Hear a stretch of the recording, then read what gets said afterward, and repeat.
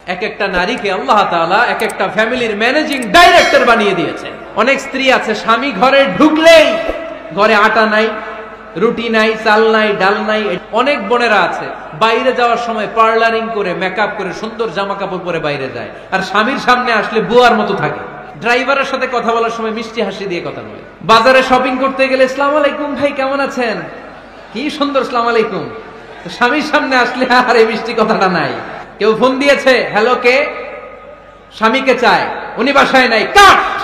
আমার বোনেরা, আমার মায়েরা, খবরদার, আপনার স্বামীর ভেতরে আপনার জান্নাত। দাম্পত্য জীবনকে সুন্দর করতে স্ত্রীর এক নাম্বার দায়িত্ব হচ্ছে she should make a comfort to her husband। স্ত্রীর উচিত স্বামীর জন্য ঘরটাকে প্রশান্তির নীর বানিয়ে রাখা। কি বানিয়ে রাখা? প্রশান্তির নীর। স্ত্রী হওয়া উচিত এমন যাকে দেখলে স্বামীর চোখ জুড়ায়, স্বামীর প্রাণ জুড়িয়ে যায়, স্বামীর হৃদয়টা ঠান্ডা হয়ে যায়, ঠিক কিনা? আর স্ত্রীর দিকে তাকালে যদি মেজাজ গরম হয়ে যায়, মেজাজ খিটখিটে হয়ে যায়, ঝামেলা আছে না নাই? ঝামেলা আছে। এজন্য মেহেরবানি করে আমাদের বোনরা যারা এমন কোনো কাজ করবেন না যেটা স্বামীর মেজাজকে খিটখিটে করে দেয়, কারণ আল্লাহ তাআলা আপনাদেরকে তৈরি করেছে লিতাসকুনু ইলাইহা, স্বামী আপনার কাছে গেলেই যেন তার হৃদয়টা প্রশান্ত হয়ে যায়, ঠিক কিনা? অনেক স্ত্রী আছে না জেনে না বুঝে স্বামীর সাথে এমন খিটখিটে মেজাজ দেখায় যেটা স্বামীর জন্য মেনে নেওয়া কষ্টকর। স্বামীর জন্য একটা ত্রাস হয়ে দাঁড়ায় স্ত্রী, ত্রাস। অনেক স্বামী আছে স্ত্রীর এরকম আচরণের কারণে, অতিরিক্ত প্রেসার ক্রিয়েট করার কারণে স্ত্রীদেরকে ভয় পায়। এজন্য বোনদেরকে বলবো লিতাসকুনু ইলাইহা, এমন ভাবে আপনি আপনার স্বামীর সামনে নিজেকে প্রেজেন্ট করেন যাকে আপনাকে দেখলে আপনার স্বামীর চোখ জুড়িয়ে যায়, হৃদয়টা প্রশান্ত হয়ে যায়, আপনাকে দেখলেই আপনাকে ভালোবাসতে মনে চায়, ঠিক কিনা? এজন্য রব্বুল আলামিন বলেন আমি নারীদেরকে তৈরি করেছি লিতাসকুনু ইলাইহা, যেন পুরুষেরা স্ত্রীদের সংস্পর্শ যখন পায় পুরুষদের হৃদয়টারে প্রশান্ত করে দেয়। কে? রব্বুল আলামিন বলেছেন খাদিজার জন্য জান্নাতে আমি এমন একটা ঘর বানিয়েছি যেই ঘরের মধ্যে কোনো বিশৃঙ্খলা নাই। খাদিজার জন্য জান্নাতে এমন একটা প্রাসাদ আমি বানিয়েছি যেই প্রাসাদের মধ্যে কোনো আওয়াজ নাই, কোনো কোলাহল নাই, কোনো বিশৃঙ্খলা নাই। কারণ খাদিজা আমার নবীকে এমন একটা ঘর উপহার দিয়েছে যেই ঘরের মধ্যে কোনো বিশৃঙ্খলা ছিল না, আওয়াজও ছিল না। পড়েন সুবহানাল্লাহ। আল্লাহ রাসূল যখন সারাদিন কাফেরদের মাঝে কোরআনের দাওয়াত দিতেন, কোলাহল, মারামারি, জীবনের ঝুঁকি নিয়ে মক্কার কুরাইশদের মাঝে যখন দাওয়াত দিতেন, সব বিশৃঙ্খলা, ঝামেলা, গোলমাল শেষ করে রাতের বেলায় যখন খাদিজার ঘরে বিশ্বনবী ঢুকতেন, বিশ্বনবীর হৃদয়টারে প্রশান্ত করে দিত কে?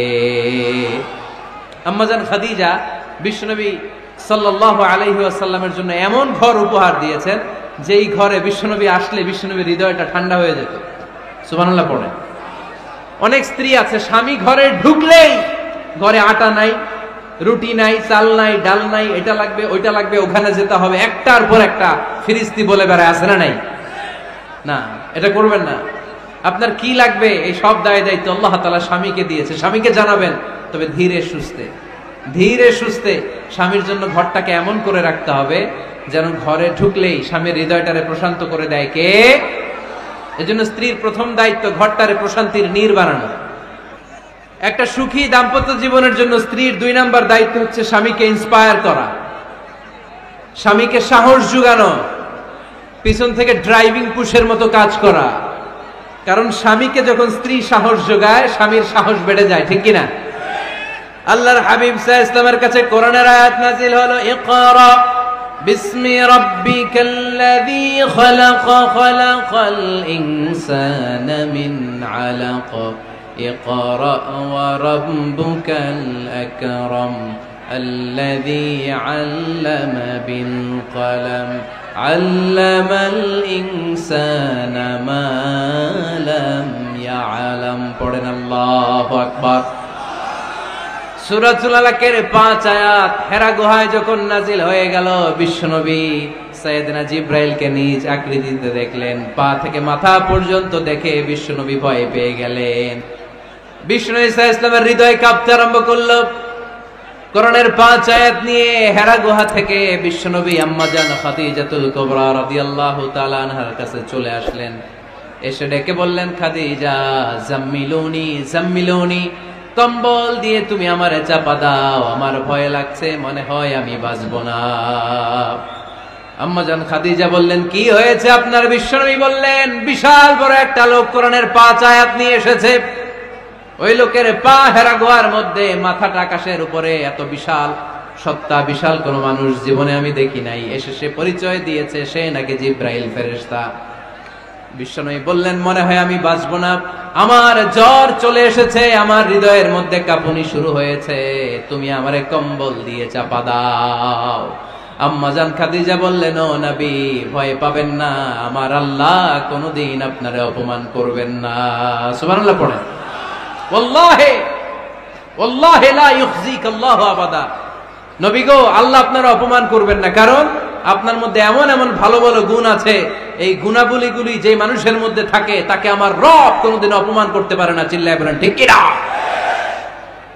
নবী হে, ইন্নাকা লা তাসিলুর রাহিমা, আপনি আত্মীয়তার সম্পর্ক বজায় রাখেন। ও নবী, তাসদুকুল হাদিসা, সব সময় আপনি সত্য কথা বলেন। ওয়া তাহমিলুল কাল্লা, আপনি মানুষের বোঝা টেনে দেন। ওয়া তাকসিবুল মা'দুমা, যার উপার্জন করার কেউ নাই, নিজে গায়ে খেটে আপনি তারে উপার্জন করে দেন। ওয়া তুঈনু আলা নাওয়াইবিল হক, সত্য যেখানে বিপন্ন সেখানে আপনি সাহসী সৈনিকের মতো দাঁড়িয়ে যান। সুবহানাল্লাহ। নবী হে, আপনি ভয় পাবেন না, কারণ আপনি এমন অসাধারণ ব্যক্তিত্ব, এমন জনকল্যাণমূলক কাজের আঞ্জাম আপনি দেন, এরকম লোককে আল্লাহ কখনো অপমান করতে পারে? আপনি চালিয়ে যান, আপনাকে থামানোর মতো অপশক্তি গোটা বিশ্বে দ্বিতীয়টা নাই। চিল্লায় বলেন ঠিক কিনা? বিশ্বনবীকে সাহস জুগিয়েছেন, এরকম সাহস জোগানোর মতো স্ত্রী আমাদের দরকার আছে না নাই? বিশ্বনবী সারাদিন বাইরে যখন কাফের মুশরিকদের অত্যাচার অনাচার সহ্য করে ঘরে আসতেন, আম্মাজান আয়েশা এমন সাহসিকতার বাণী শোনাতেন, এমন মোটিভেশন শোনাতেন, এমন ইন্সপায়ারেশন দিতেন, বিশ্বনবী সারাদিনের সব দুঃখ কষ্ট ভুলে গিয়ে এর পরের দিনের দাওয়াতি কাজের জন্য নতুন করে এনার্জি ফিরে পেতেন। চিল্লায় পড়েন আল্লাহু আকবার। এজন্য স্ত্রীর 2 নাম্বার কাজ হচ্ছে স্বামীকে সাহস যোগানো। 2 নাম্বার কাজ কি? স্বামীকে সাহস যোগানো, স্বামীকে সাপোর্ট দেয়া। স্ত্রীর 3 নাম্বার কাজ হচ্ছে স্বামীর ডাকে সাড়া দেয়া। কি দেয়া? স্বামী যদি স্ত্রীর সঙ্গ পেতে চায়, স্ত্রীর ওই ডাকে সাড়া দিতে হবে। রাতের বেলা স্বামী যদি স্ত্রীর সঙ্গ চায়, আর স্ত্রী যদি সঙ্গ না দিয়ে চলে যায়, ফজর পর্যন্ত স্ত্রীর উপর আল্লাহর ফেরেশতারা লানত দিতে থাকে। চিল্লায় পড়েন নাউযু বিল্লাহ। তবে হ্যাঁ, ভ্যালিড যদি কোনো কজ থাকে, ভ্যালিড কজ, অসুস্থতা, অন্যান্য কমপ্লেক্সিটি যদি থাকে, সেটা ভিন্ন ব্যাপার। কিন্তু ইগোর কারণে, ইগো, মেজাজ দেখিয়ে, রাগ দেখিয়ে কোনো বোন যদি স্বামীর আহ্বানে সাড়া না দিয়ে মুখ ফিরিয়ে চলে যায়, ফজর পর্যন্ত আল্লাহর ফেরেশতারা ওই মহিলার উপর লানত দিতে থাকে। আওয়াজ করে পড়তে হবে নাউযু বিল্লাহ। আবার বিশ্বনবী বলেছেন, খবরদার, রমজান ছাড়া কোন নফল রোজা কোন স্ত্রী যদি রাখতে চায়, নফল রোজা রাখার আগে স্বামীর কাছ থেকে যেন সে অনুমতি নিয়ে নেয়। নফল রোজা, আওয়াজ করে বলেন কি রোজা? ফরজ রোজা না। দিনের বেলা যেহেতু রোজা রাখতে হয়, কোন নারী, কোন যুবতী নারী, বয়স্ক নারীদের কথা ভিন্ন, কোন যুবতী নারী যদি নফল রোজা রাখতে চায়, সে তার স্বামীর পারমিশন নেবে। কারণ হয়তো স্বামী দিনের বেলা স্ত্রীর সঙ্গ চেতে পারে, ঠিক কিনা? এজন্য স্বামীর কাছ থেকে পারমিশনের দরকার আছে না নেই?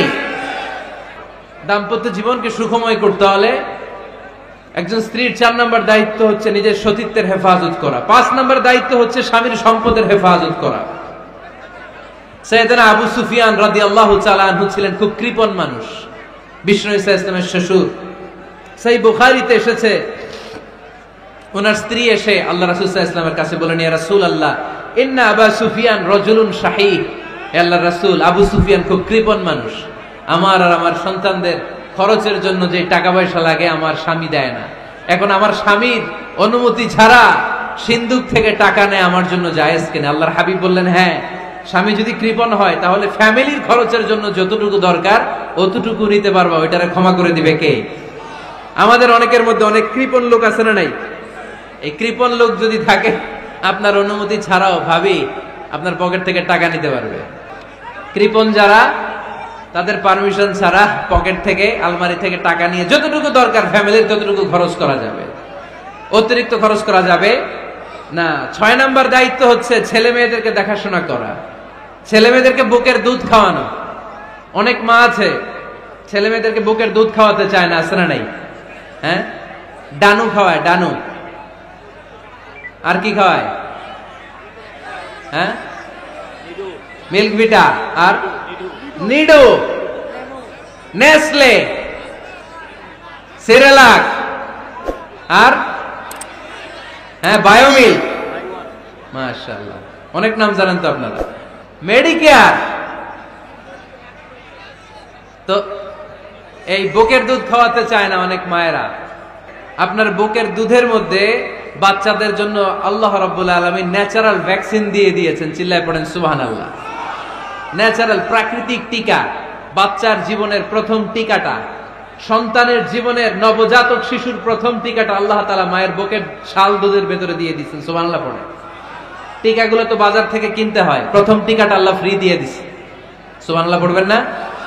এজন্য রাব্বুল আলামিন বলেন, ওয়াল ওয়ালিদাতু ইউরদি'না আওলাদাহুন্না হাওলাইনি কামিলাইনি লিমান আরাদা আন ইউতিম্মার রাদাআ। দুনিয়ার প্রতিটা মায়ের উচিত টানা 2 বছর তাদের সন্তান সন্ততিদেরকে দুধ খাওয়ানো।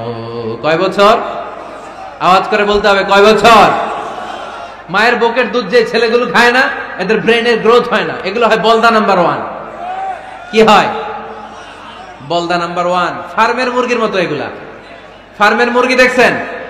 হ্যাঁ, ফার্মের মুরগি দেখবেন যে দোকানে যখন কিনতে যাবেন, এটারে নিয়ে যেখানে ওজন করে ওইখানে বসা রাখলে ওইখানেই বসে থাকে। আধা ঘন্টায় উঠবে না, এটা বসেই থাকে। আর গ্রামের মুরগি দেখছেন, দেশি মুরগি, ধরতে পারবেন এটারে? খবর আছে, ঘাম ছুটায় ছাড়বে। তো মায়ের বুকের দুধ যেগুলা খায় এগুলা দেশি মুরগির মতো। আর এই নিডু খায় যেগুলো, এগুলো 1 নাম্বার বলদা হয়, আর ফার্মের মুরগির মতো হয়। ঠিক কিনা? উদাহরণটা দিলাম এই জন্য, আপনার সন্তানের ভবিষ্যতের কথা বোঝানোর জন্য উদাহরণটা দিয়েছে। বুকের দুধ খাওয়াবেন, এর মধ্যে আল্লাহ তাআলা এমন নিউট্রিশন, পুষ্টি গুণ দিয়ে মায়ের বুকের দুধকে আল্লাহ তাআলা সমৃদ্ধ করেছে।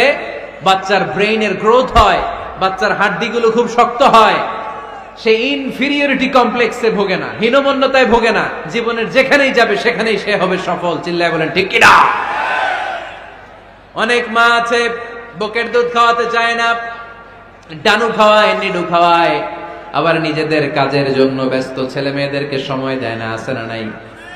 নারীরা চাকরি করতে পারবে, হেজাব করে নিজেকে পর্দার মধ্যে রেখে শিক্ষকতা করতে পারবে, ডাক্তারি করতে পারবে, সব পেশায় তারা যেতে পারবে নিজেদেরকে পর্দার মধ্যে রেখে, হেজাব পরে সব জায়গায় যেতে পারবে। কিন্তু সন্তানদেরকেও দেখাশোনার দরকার আছে না নাই?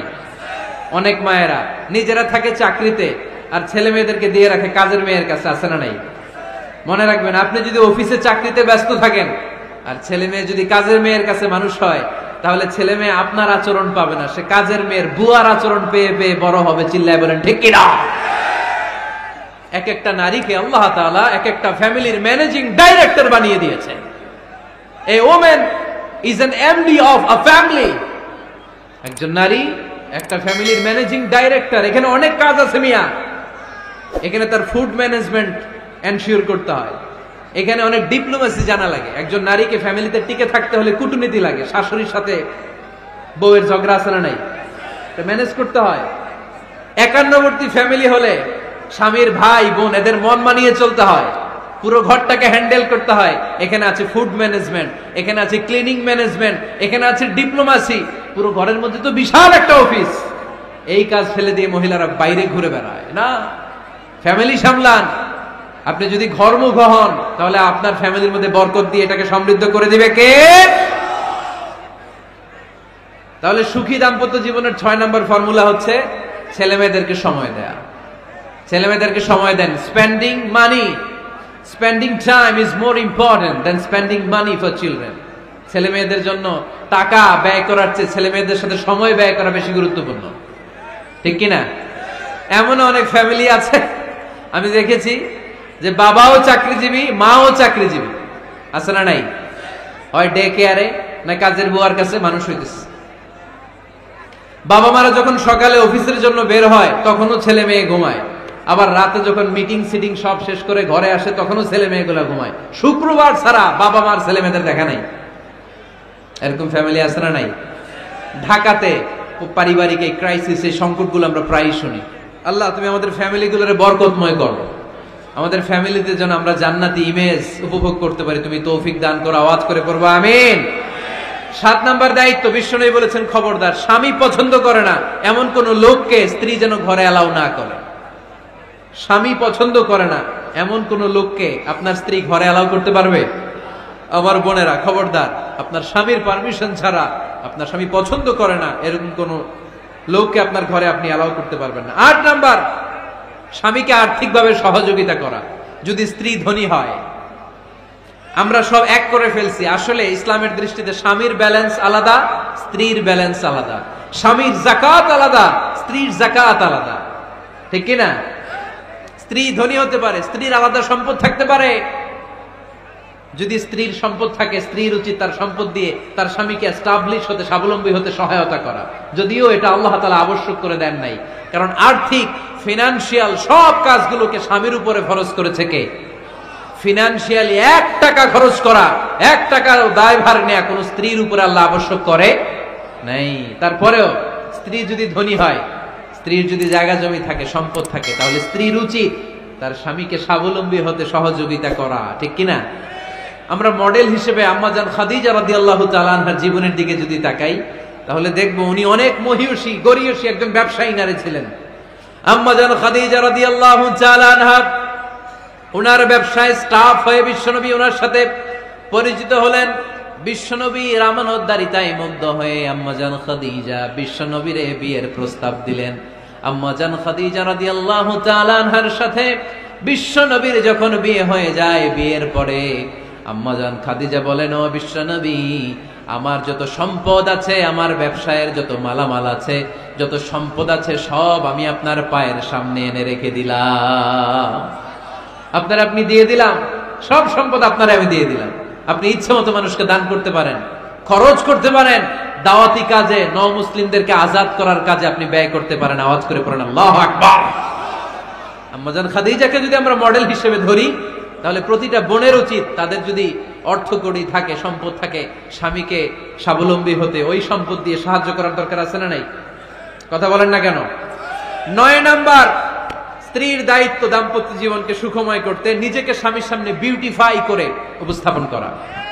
নিজেকে বিউটিফাই করে, মেকআপ করে স্বামীর সামনে উপস্থাপন করা। আমি আমার মা বোনদেরকে বলবো, আপনারা নিজেদেরকে গুছিয়ে সাজিয়ে স্বামীর সামনে উপস্থাপন করুন। অনেক বোনেরা আছে বাইরে যাওয়ার সময় পার্লারিং করে, মেকআপ করে, সুন্দর জামা কাপড় পরে বাইরে যায়, আর স্বামীর সামনে আসলে বুয়ার মতো থাকে। আছে না নাই? স্বামীর সামনে পচা জামা, ছিঁড়া জামা, চুলের মধ্যে নাই সুগন্ধি, নিজেকে গুছিয়ে রাখে না, সামলে রাখে না, কাজের বুয়ার মতো নিজেকে উপস্থাপন করে স্বামীর সামনে। আর বাইরে গেলে মেকআপ করে, পার্লারিং করে যায়। হওয়া দরকার ছিল উল্টা, বাইরে আপনি সাদা সিধা ভাবে যাবেন, বোরকা দিয়ে নিজেকে ঢেকে যাবেন। বাইরে যাওয়ার সময় কোনো নারী পারফিউম ইউজ করে যেতে পারবে না। নারীরা যত পারফিউম ইউজ করতে মনে চায় আপনার বেডরুমে, আপনার স্বামীর সামনে, ঠিক কিনা? স্বামীর সামনে পারফিউম ইউজ করেন, নিজেকে উজাড় করে সাজান স্বামীর জন্য। এই প্রতিটা সাজুগুজুতে সওয়াব আছে না নাই? ইসলাম কতটা চেক এন্ড ব্যালেন্স, কতটা ভারসাম্যপূর্ণ জীবন ব্যবস্থা।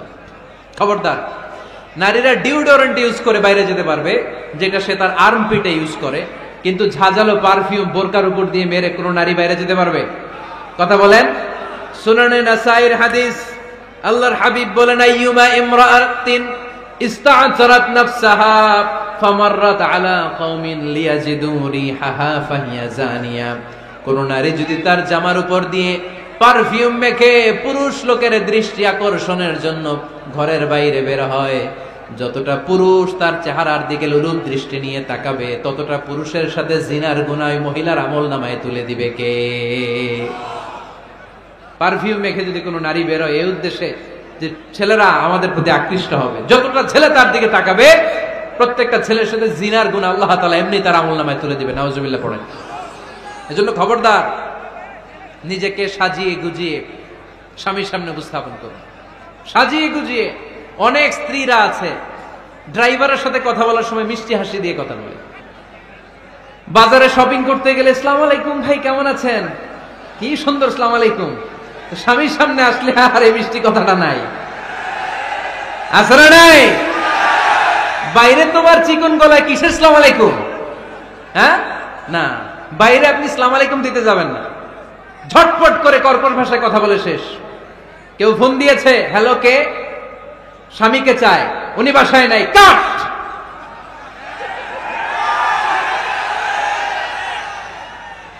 কারে চান, আপনার হাজবেন্ডের, নাই, কাট, শেষ করে দিবেন। মিষ্টি মিষ্টি আসসালামু আলাইকুম আসসালামু আলাইকুম বলা যাবে নাকি? খবরদার, খবরদার। বাজার করতে গেলে কি মিষ্টি হাসি, দোকানে গেলে কি মিষ্টি আলাপ, ড্রাইভারের সাথে কি সুন্দর কথা, সিএনজি ওয়ালার সাথে কি সুন্দর আলাপ, আর ঘরে আসলে এই চেহারাটারে এরকম করে রাখে, আছে না নাই? ঘরে আসলেই স্বামীর সাথে খিটখিটে মেজাজ, না বোনেরা, উল্টো করে ফেলছেন আপনি। বরং স্বামী ছাড়া অন্যদের সাথে কথা শর্টকাটে সারবেন, যাতে কোনো ফিতনা চলে না আসে। চিল্লায় বলেন ঠিক কিনা? আর নিজেকে স্বামীর জন্য উজাড় করে সাজান, পার্লারিং করেন, বিউটিফিকেশন করেন, মেকআপ করেন, বেডরুমে পারফিউম মাখেন, নিজেকে উজাড় করে স্বামীর জন্য সাজান। সওয়াব দিয়ে আপনার আমল নামাটারে পূর্ণ করে দিবে কে? বিশ্বনবী যখন সফরে যেতেন, সফর থেকে ফিরে আসার সময় ডিরেক্টলি স্ত্রীর ঘরে যেতেন না। বিশ্বনবী একজনকে ঘরে পাঠিয়ে দিতেন, মদিনা রূপকণ্ঠে কিছু সময় অপেক্ষা করতেন, আর বলতেন আজকে আমি আয়েশার ঘরে যাব, আয়েশারে যে বলো আমি এসেছি। কয়েক ঘন্টা পরে আয়েশার ঘরে আমি ঢুকবো। সুবহানাল্লাহ পড়েন। স্ত্রীকে সময় দিতেন, কারণ স্ত্রী হয়তো কাজ করে, ঘর গুছায়, ঘেমে থাকতে পারে, তাকে নিজেকে গুছানোর জন্য সময়ের দরকার আছে না নাই? লম্বা সফর শেষ করে, সেই বুখারীর হাদিস, বিশ্বনবী যখন সফর শেষ করে মদিনায় ফিরতেন, ডিরেক্টলি স্ত্রীর কাছে যেতেন না, মদিনার উপকণ্ঠে ওয়েট করতেন এবং বার্তাবাহককে পাঠাতেন, যে বলো যে আজকে আমি সফিয়ার ঘরে থাকবো। সফিয়াকে সময় দিতেন 2-1 ঘন্টা, যাতে নিজেকে সাজিয়ে নিতে পারে। সুবহানাল্লাহ পড়ো।